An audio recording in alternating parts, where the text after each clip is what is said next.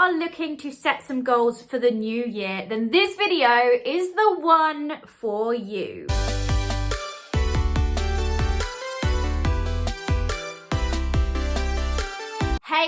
Hey, hello everyone, Emily Joan Smith here. I am a Limitless life coach for those who are looking to go from survive to thrive. If you love anything to do with self-improvement, then make sure you hit that subscribe button now. This video is going to be in the style of journal prompts, so make sure you go grab yourself a pen and a pencil, pause myself, and make sure you're ready, maybe with a cup of tea in a space where you're not going to be disturbed. This video is going to be part A, B, and C. Part A is going to be looking back on the last year, part B is going to be making some new goals for this year, and part C is a bit of a bonus really. Part C is where I'm going to show you how I break down the goals that I make for this year and how I make sure I achieve them. So make sure you watch to the end. Part A, what did I accomplish last year? Obviously, probably, you're not going to have achieved everything you wanted to accomplish last year. All I ask in this video is that you be nice to yourself. Think of the smallest things that you accomplished,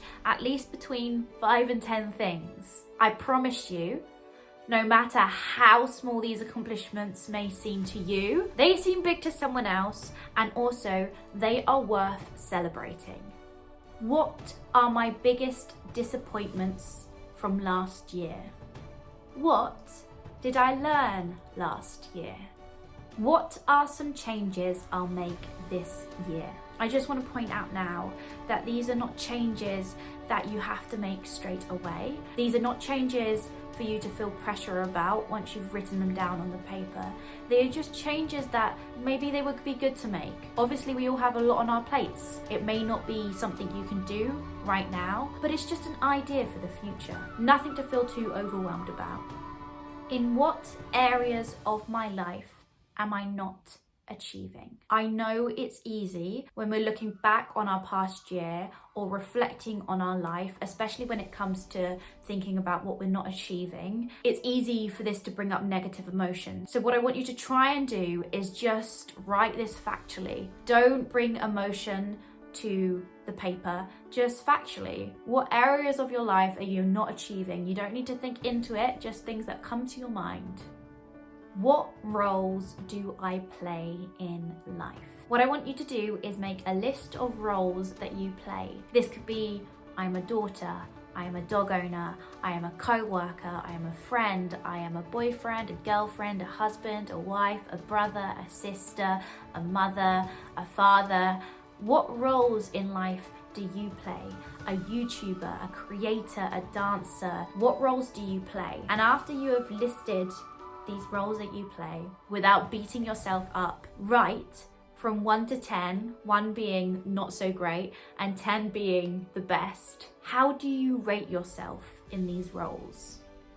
Pick 2 relationships and just write a couple of things of what you could do to improve that relationship. Maybe it's speak to them more, maybe it's open up a little bit more, maybe it's set some boundaries, maybe it's see them less.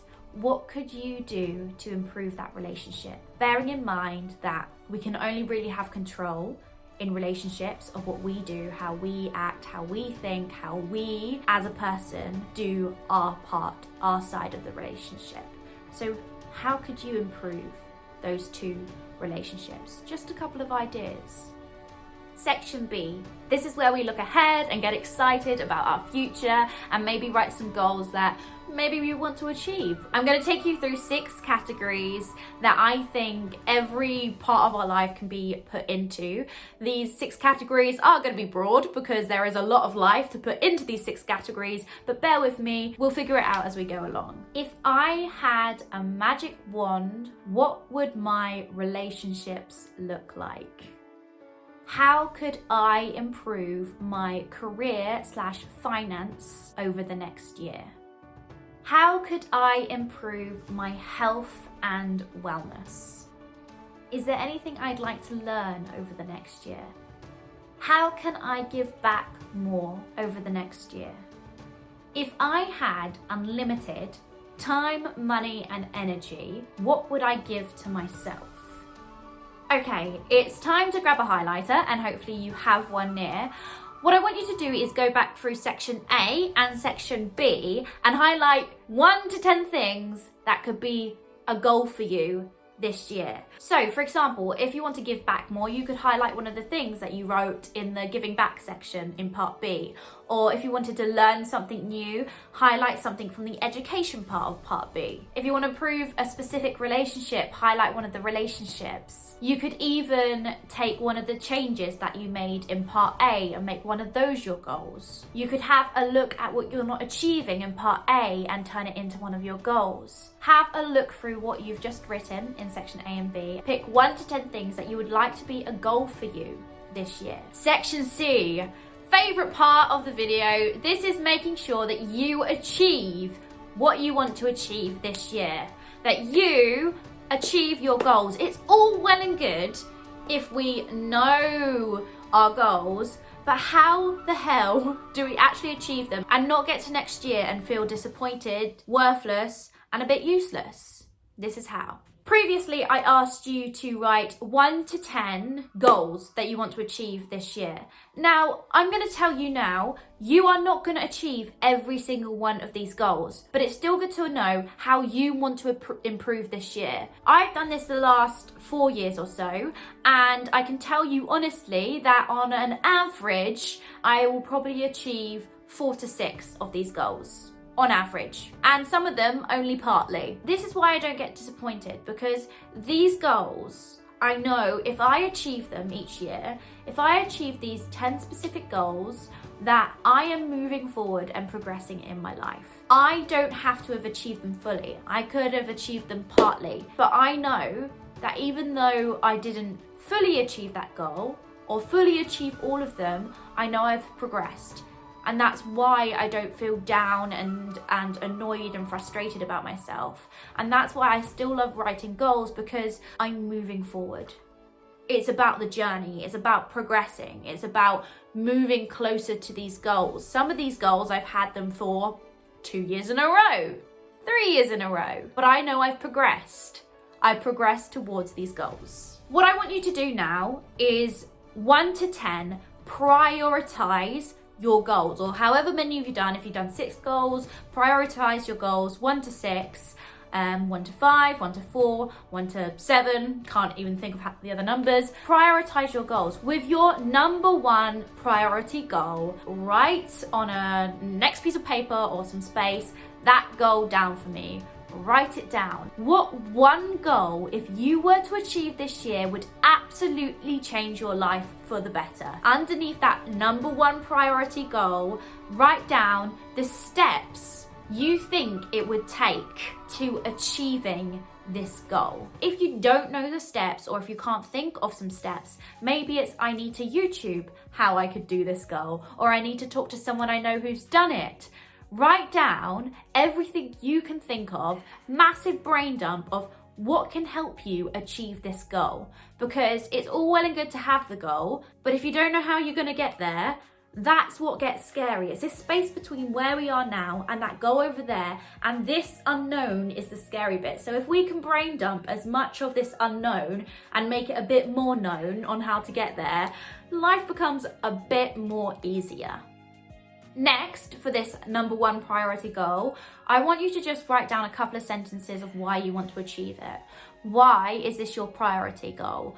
What about this goal would make your life so much better? How would you feel if you actually achieved it? What would it bring you? What would it bring to the people around you? Why this goal? Because you're not going to be motivated the whole of this year to achieve that goal. Life happens. Things are going to come up right into your face, and it's going to take a back burner, and that's okay. But it's good to remember why we want to achieve these goals in the first place. If we don't have a compelling why, what's the point? I want you to think of, maybe have a look at the list of the milestones and the steps and what you could do to get there. What could you do daily? Smallest, tiniest thing. Or what could you do monthly? Teeniest thing. Or what could you do weekly? The smallest, teeniest, weeniest things. What could you do daily or weekly, preferably, to get yourself closer to this goal. So for me, let me share, my number one priority goal is to do a video every Sunday. So my daily thing is to interact with other YouTubers for 30 minutes a day. My weekly thing is to get a video out every single Sunday. And my monthly thing is to plan when I'm going to batch record. Batch recording is basically recording loads of videos at once so that you are not pressured to get one out every single week because you already have some ready to come out in the following weeks. So that's my daily, weekly and monthly thing. And next, I want you to put it in a diary, put it on a sticky note, put them somewhere. What are you going to do daily? What are you going to do weekly? What are you going to do monthly to achieve this one thing? Now, if you are feeling like it's achievable and you want to, once you've done priority 1 goal, do priority 2. You've got this. You've 100% got this. I believe in you. Let me know in the comments below what your goal is. And yeah, thank you so much for watching. I'll see you next week.